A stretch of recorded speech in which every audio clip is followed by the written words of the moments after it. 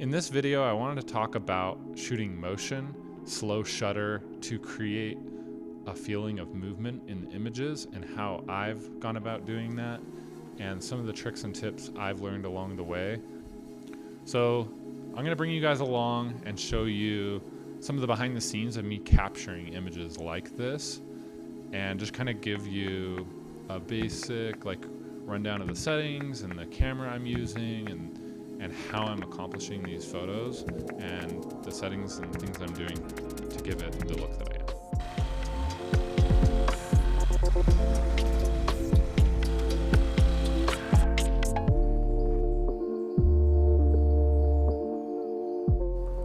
I love it. Everybody has a dog out here, dude. So One technique to capture motion is to track your subject while panning. So that's lining the camera up with your subject and tracking it through space. And then the other motion is we are moving with our subject. So usually I'm riding in a car or, maybe on the back of a golf cart, or I'm running with the subject, or there's a million different ways that you can be moving with your subject. But then I use a slow shutter with both of these techniques, and that allows me to kind of give motion to the image, and it causes blur to be around the subject. And what's cool about that is it draws a lot of attention. It's a really good method for drawing attention to the subject and to also make them feel like they're moving really fast. Like, it just makes your subject look like it's going really fast. And what can be fun about this is that I've done shots where I'm not going fast at all, maybe 5 miles an hour. And I have my shutter so slow that it looks like my subject is just flying because the whole background's blurred. But I was literally rolling next to a parking garage and I'm really low to the ground and moving really slowly, but I've got a very, very low shutter speed and I'm keeping my camera super still, and I'm able to get this long, slow shutter drag that makes the rider look like he's going really fast, but he's not actually at all, which is safer for me, safer for the rider. And in some situations, you don't want to be speeding in a certain area or something like that. You can abide by all the laws and whatnot. So the first setting I would recommend using when shooting these types of motion shots is the continuous focus mode on your camera. And the reason you want to use the continuous mode is because the distance that your subject is from you is kind of constantly changing, just minutely. If your subject moves just a little bit closer to you, a little bit further from you, they'll fall out of focus. The second setting I want to talk about is shutter speed. You want to make sure you have a slow enough shutter speed that the world around you is kind of getting that blurring motion. In these photos, I was using about a 40th of a second shutter speed.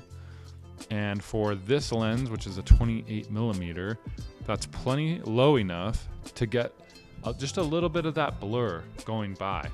You do have to keep the camera pretty steady, and not every shot you take is going to be perfectly sharp, especially if the road you're on or whatever surface you're traveling over is a little bit bumpy.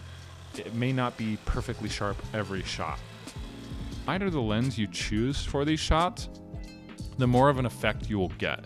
If you shoot a really wide lens, you're going to see a lot of the ground around you and a lot of the sky and edges around you flying by the camera. One technique to capture motion is to track your subject while panning, keeping the subject in the same place in your frame, right? And what I do for these shots is the same thing. I want to keep the continuous focus mode turned on. Then I like to do a set point. And what I like to do is I like to put that point right where I want my subject in my frame. So I'll drive over my focus point to the spot where I want my subject.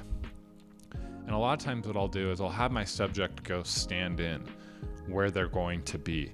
And I'll frame them up ahead of time, right? I'll put that focus point where I want them in the frame for the exact frame I want. And then what I'll do is I'll have them, if it's a motorcycle like in this shot here, I had Aya go turn around and come back. And what I like to do is I like to track my subject as early as possible.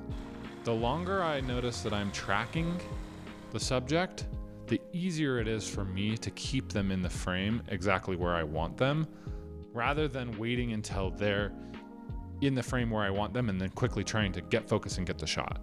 Or what I like to do, like with motorcycles, for example, is I'll put that focus point right on her headlight, right? And I'm just tracking her from as far back as I can see her. I'm kind of pre-tracking her, but way before the photo that I want, right? The earlier you can kind of start tracking your subject, the easier it will be to keep them in frame where you want them, and to also really lock them in, because you want to make sure that throughout your tracking and throughout you snapping photos, that she's staying in the exact spot on your frame. Because if she moves forward or back or up or down, you're going to notice that motion. I was shooting these shots at about an 80th of a second, and I was able to show quite a bit of movement. Now, the slower your shutter speed gets, the more that effect of the movement going on behind her is going to be apparent. And this is kind of a skill. The more you practice it, the sharper you'll be able to get this. You know, I really recommend when you're doing this, really keeping the camera tight to your eye, tight to your face. It is a skill though, and the more you practice it, the better you'll get at it. This is just another super fun technique that you can use and add to your set of skills with photography. It's really fun to practice. I hope you get out and try it. Let me know what you think. Let me know how it goes if you do go out and try it. Until the next one. Thanks, guys.